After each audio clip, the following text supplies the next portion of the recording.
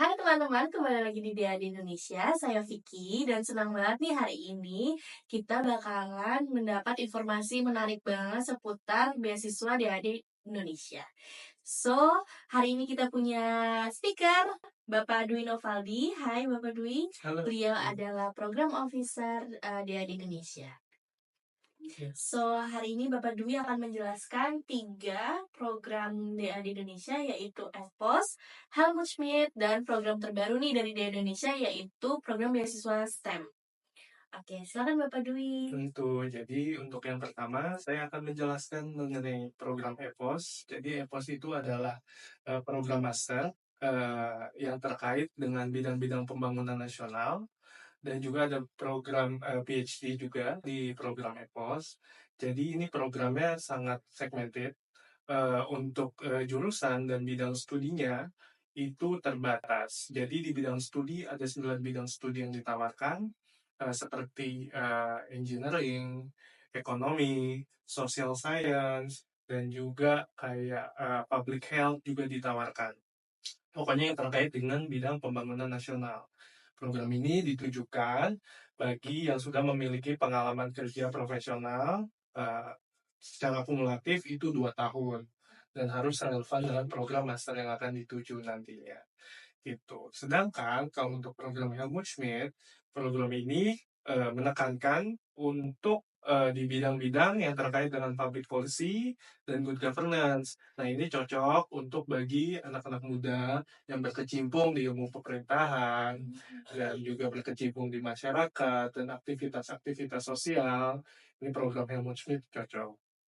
Dan juga ini program dia ada 7, jadi sangat terbatas, lebih terbatas dari EPOS yang bisa di-apply. Dan sedangkan bedanya adalah dengan EPOS, kalau Helmut Schmidt itu tidak mengharuskan pengalaman kerja 2 tahun. Itu tergantung dari program studinya. Ada yang minta 4 bulan, 6 bulan, hingga 1 tahun. Itu bedanya.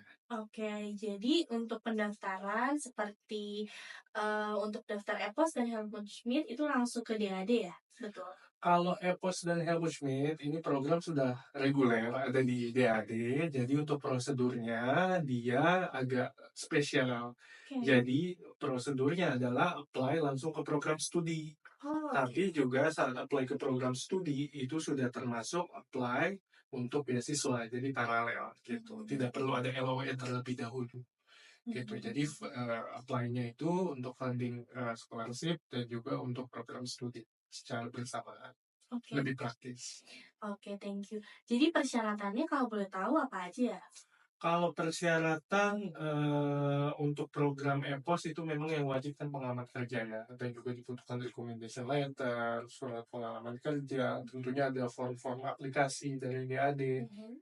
dan juga yang perlu teman-teman ketahui, teman-teman juga harus mengikuti mungkin ada additional requirements yang diminta oleh program studi. Mhm. Contohnya kayak sertifikat bahasa Inggris. Oke. Kalau DAD tidak minta secara spesifik mengenai jenis dan level untuk sertifikat bahasa Inggris. Karena programnya memang kebanyakan ya ditawarkan dalam bahasa Inggris. Jadi tidak perlu kemampuan bahasa Jerman pada Oke. saat aplikasi. Ini menarik juga. Oke, menarik banget ya teman-teman. Oke, kita mungkin bisa lanjut langsung ke program studi yang paling baru nih, yaitu program beasiswa untuk STEM, betul ya? Betul, Betul. Itu iya. bagaimana? Apakah persyaratannya juga sama seperti EPOS dan Helmut Schmidt atau bagaimana nih prosedurnya? Jadi kalau untuk program STEM ini karena baru dan juga persyaratannya itu tentunya berbeda sama Oke. EPOS dan Helmut Schmidt. Jadi tiap program beasiswa itu ada objektifnya sendiri Hmm. gitu. Jadi kalau untuk STEM ini program beasiswa ini dia memang objektifnya adalah untuk menawarkan program master di bidang sains, teknologi, engineering, dan mathematics itu. Tapi yang spesial dari program ini adalah berbeda dengan EPOS dan Helmut Schmidt yang jurusannya sudah ditentukan. Kalau STEM ini dia jurusannya dan universitas kandidat itu boleh memilih sendiri Oh, kayak oke. gitu. Tapi memang terbatas di jurusan dan kampus yang tidak menggunakan tuition fee Ah, oke. gitu. Jadi untuk prosedurnya dan STEM pun berbeda. Mhm. Untuk aplikasi langsung ke DAD Jadi melalui portal, tidak langsung ke program studi, dan tidak perlu ada LOE terlebih dahulu. Jadi Hmm. teman-teman perlu mencermati dari tiap-tiap EPOS, Helmut-Schmidt, dan STEM ini memiliki requirements yang berbeda, prosedur yang berbeda, dan deadline yang berbeda juga. Oke, ini kan informasinya tadi tuh banyak banget ya Mas Dwi. Itu bisa kita temukan di mana aja sih? Oh, informasi ini tersedia di website dad.id. Kalau teman-teman cari di funding.de, itu database DAD, itu teman-teman harus secara spesifik set filter untuk Indonesia untuk menemukan beasiswa yang sesuai gitu. Karena Iya. tiap beasiswa memiliki eligibility of countries gitu. Jadi Oh, mungkin ada program beasiswa yang tidak tersedia untuk orang Indonesia atau region Indonesia, Malaysia, Singapura, dan Timor oke. Leste. Oke. Dari tadi kan kita ngebahas, ada beasiswa apa aja nih di DAD. Kayaknya pasti teman-teman pengen tahu kan benefit apa aja sih yang didapat kalau misalnya kita sebagai award di DAD? Kalau sebagai award di DAD, tentunya karena program beasiswa DAD ini kan yang jangka panjang, itu rata-rata fully funded. Tapi memang mindset kita mengenai fully funded itu harus disamakan dulu. Yang fully funded di sini adalah dalam artian bahwa kita menerima komponen monthly allowance atau biaya hidup per bulan untuk master yang aktual sekarang 934 ya. Kalau untuk PhD sekitar 1.300 gitu. Dan juga ada benefit-benefit beasiswa lainnya gitu. Tapi hampir secara garis besar itu kepenuhannya kebutuhannya itu akan terpenuhi dengan beasiswa. Oke, jadi 934 betul ya? Mm, Itu, udah ditentukan oleh pemerintah Jerman sebagai minimal. Betul, jadi sudah diperhitungkan, jadi tidak akan kurang. Untuk student Memang tidak akan kayak gitu. kekurangan. Oke deh kalau kayak gitu. Ada pesan-pesan nggak untuk calon awardee nih, Kak Dwi? Jadi untuk calon awardee, persiapkan semua persyaratan dengan baik dan harus riset dari jauh-jauh hari.